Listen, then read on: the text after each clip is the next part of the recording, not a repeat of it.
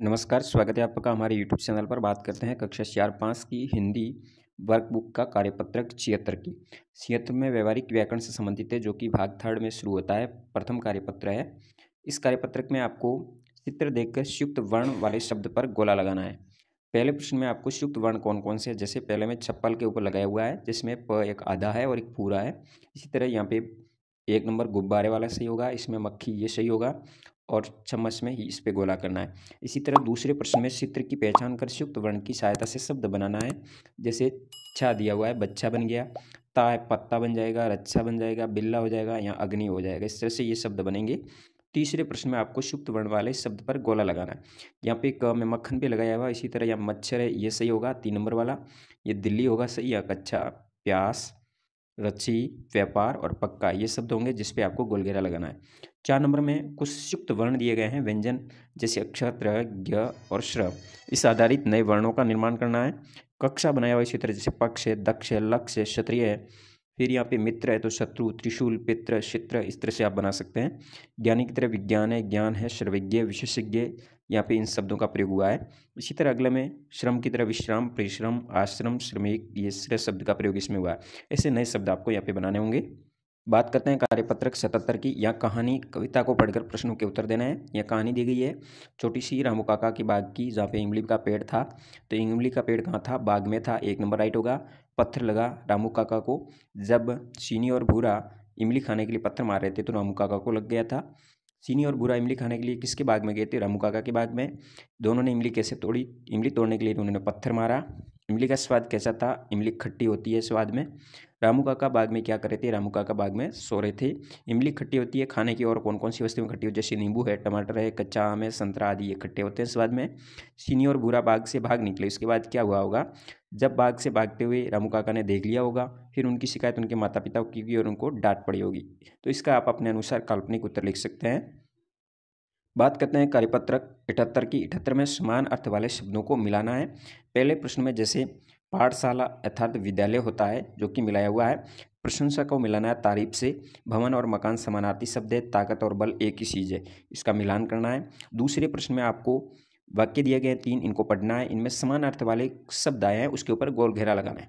जैसे इसमें रवि शब्द का प्रयोग हुआ है। सूरज और सूर्य तीनों ही समानार्थी शब्द हैं, एक दूसरे के पर्याय हैं। तीसरे प्रश्न में आपको कोष्टक में दिया गया है, उसका समान अर्थ वाला कोई भी शब्द सुन करके रिक्त स्थान की पूर्ति करनी है। जैसे श्रम का, किसान अपने खेत में मेहनत कर रहे हैं, मेहनत तो श्रम समानार्थी शब्द हो गए। फिर दूसरे में मकान का समानार्थी शब्द हो जाएगा भवन। फिर तीसरे में वायु का समानार्थी शब्द हवा, भूमि का समानार्थी धरती, गगन का समानार्थी हो जाएगा आकाश। इस तरह से रिक्त स्थान पूर्ति करेंगे। 4 नंबर में आपकी भाषा में क्या कहते हैं? जैसे धरती को हम जमीन बोलते हैं, अपने क्षेत्र के अनुसार भी आपकी भाषा में क्या कहते हैं लिख सकते हैं। इमली को आमली बोलते हैं, मोर को मोरियो बोलते हैं, बकरी को बकरी है, घर को घर या मकान बोलते हैं, बबूल को बावड़िया भी बोलते हैं। इस तरह से अपने क्षेत्र के अनुसार क्या बोला जाता है वो भाषा में लिख सकते हैं। फिर अगले कार्यपत्रक 79 की बात करते हैं, जिसमें आपको संज्ञा, सर्वनाम और विशेषण शब्दों को अलग करना है। यहाँ पे 2 लाइनें लिखी गई हैं। शीला एक केतली लेकर डेयरी पर गई, वहाँ से ताज़ा दूध लाई। दूध को उसने गर्म किया, 5 गिलासों में दूध डालकर सब बच्चों को पिलाया, उनसे खुशी की लहर दौड़ गई। तो इनमें संज्ञा शब्द शीला है, केतली है, डेयरी है, दूध है, गिलास, बच्चा, ये सब संज्ञा शब्द है। सर्वनाम शब्द प्रयोग हुए हैं, वह, उसने, उनमें और सब। विशेषण 1 है ताज़ा, 5 खुशी और लहर, ये विशेषण शब्दों का प्रयोग किया गया है। तो ये आप यहाँ लिखेंगे। फिर पद्मा जारी है, वाक्य में जारी एक क्रिया शब्द है। आपको नीचे इस वाक्य दिए हैं, इनमें क्रियाएं क्या क्या वो आपको अलग करनी। जैसे यहाँ खेल रहा है क्रिया है, पी रहा है या क्रिया है पी रही है, पत्ते खा रही है यानी खा रही है क्रिया हो रही है, गा रही है यहाँ पे क्रिया हो रही है, ये क्रियाएं अलग करनी है इसमें।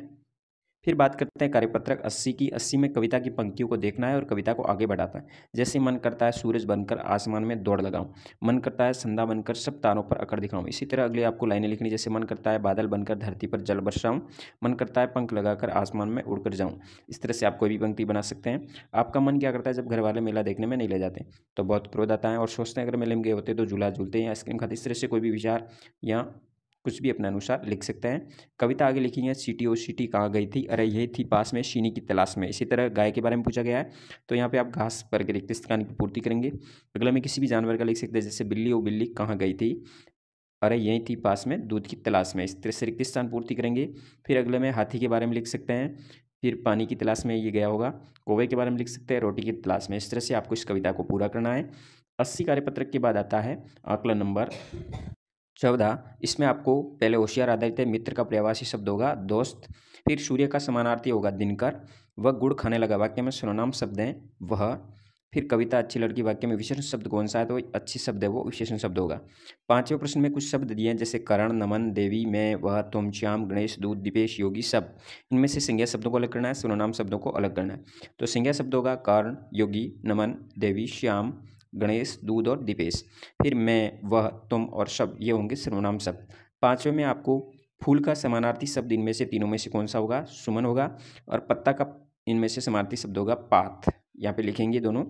फिर 6ठे प्रश्न में आपको सुक्त वर्ण वाले शब्दों पे गोल घेला करना है, बच्चा के ऊपर करेंगे या पुष्पा, अंधा, पक्का, आकांक्षा और खत्म, ये सुक्त है जो कि 2 वर्ण आपस में मिले हुए हैं। 7वें में ये गाय है, इस वाक्य में विशेषण शब्द का प्रयोग करना है और दोबारा वाक्य को लिखना है। तो गाय की विशेषता लिख दे यहाँ पे आगे, तो ये काली गाय है, इस तरह से बना सकते हैं।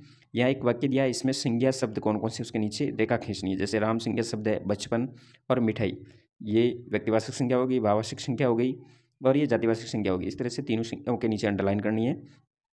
दिव्या ने खीर बनाई वाक्य में क्रिया शब्द है बनाना, तो कि बनाई शब्द क्रिया शब्द होगा। तो इस तरह से आपको आंकड़ा नंबर 14 तक कार्य करना है। धन्यवाद। जानकारी अच्छी लगी तो वीडियो शेयर जरूर कीजिए। जय हिंद, वंदे मातरम।